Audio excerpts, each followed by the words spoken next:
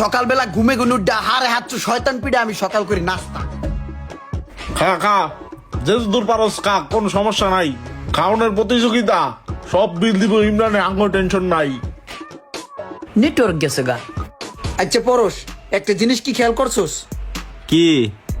এই যে তাও আছে না, হে কিন্তু আমাকে বলাইয়া নিয়া সামেসি কোনে কিন্তু হের অনেক কাম হে করাই এলাই, এই জিনিসটা খেয়াল করছোস? ও বেড়া, বিষয়টা আমিও কিছুদিন ধরে খেয়াল করতেছি।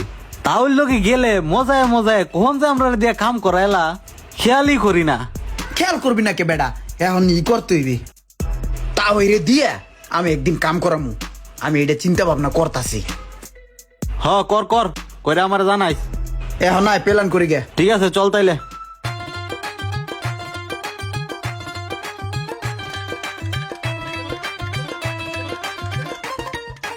এটা ওই আপনি এই জায়গায় বহেন, আপনার লগে কথা আছে।